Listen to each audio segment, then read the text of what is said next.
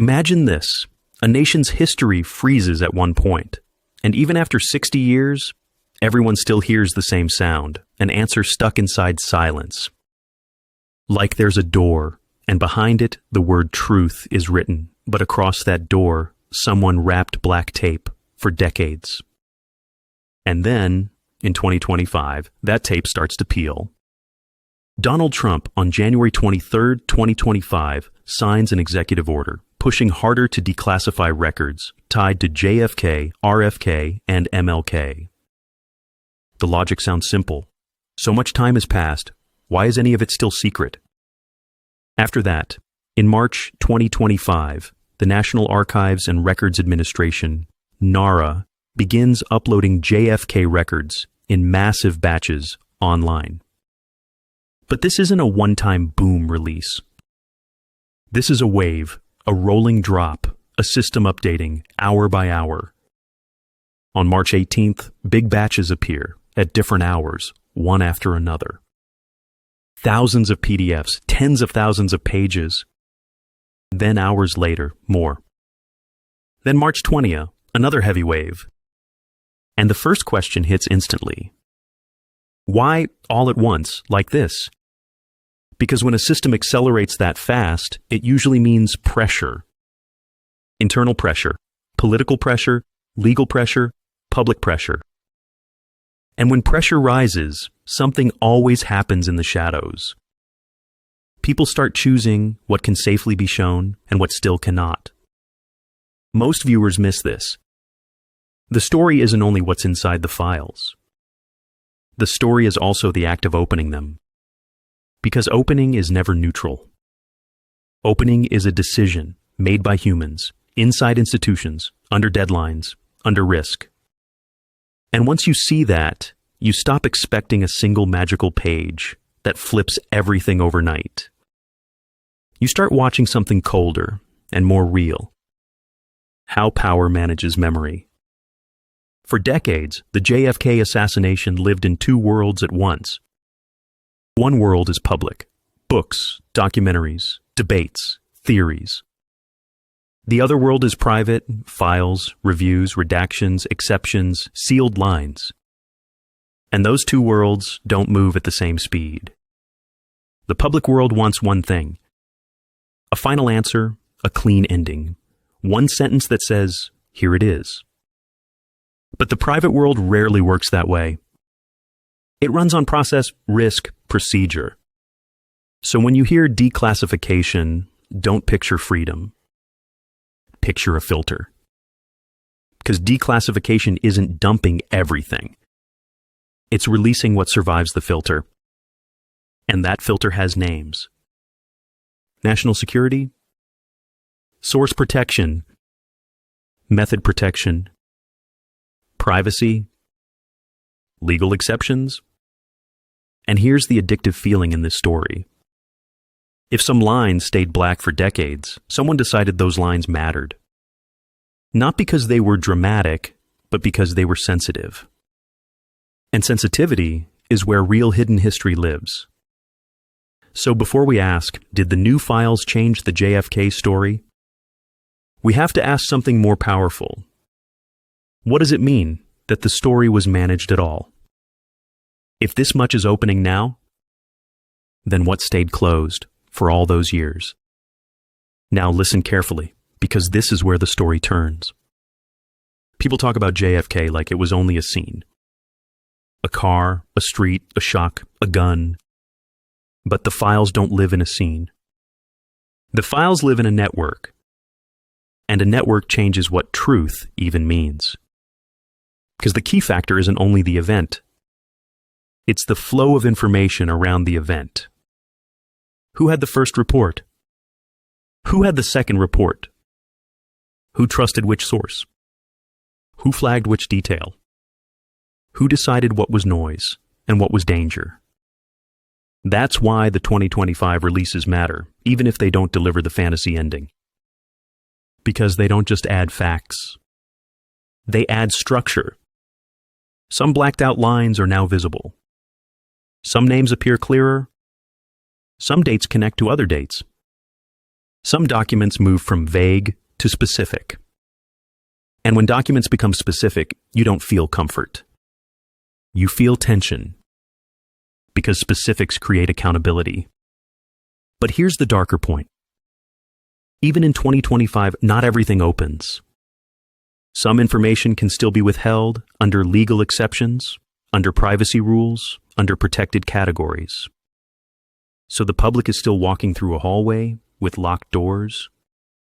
And locked doors do something to the human mind. They create a question that never dies. What's behind them? Now add another layer. When a system releases information in waves, it's not only revealing, it's also managing reaction. Waves control attention. Waves stretch the story across days, across headlines, across social media cycles. And when you stretch a story, you shape how people feel it. One massive release can overwhelm. A wave can guide. And behind that real-time feeling, there's another signal: urgency. Reports described reviews happening fast, timelines tightening, stakes rising. And when reviews are rushed, two things happen.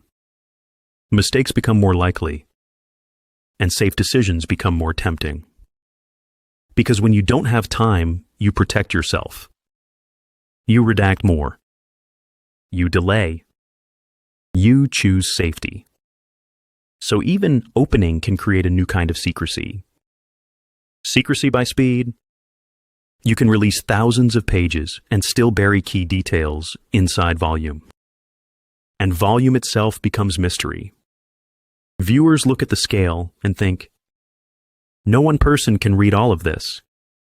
And when no one can read it all, interpretation becomes power.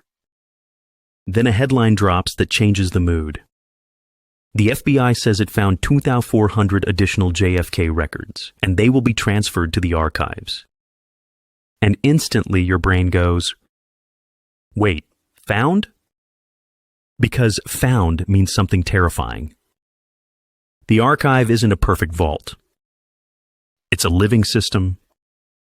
Things get misfiled. Things get delayed. Things surface later because someone finally looked in the right place. So the story becomes bigger than 1963. It becomes about memory and who controls memory. And then another shockwave appears, not from the assassination, but from the release itself. Reports said some files exposed personal data, like social security numbers, without redaction, and it turned into a scandal. It may sound like a technical mistake, but the feeling it leaves is brutal. Even when the state opens files, it can still fail. So the questions multiply. Why now? Why so fast? Why in waves? Why are newly found records still surfacing? And if basic personal data slipped through, what else could slip? Because at the center of this story, it's not the bullet. It's the key to information. John F. Kennedy was killed on November 22, 1963. For decades, the official investigative line held that Lee Harvey Oswald acted alone. And the Warren Commission became the most famous name attached to that conclusion. Most people know that. So repeating it doesn't hold attention.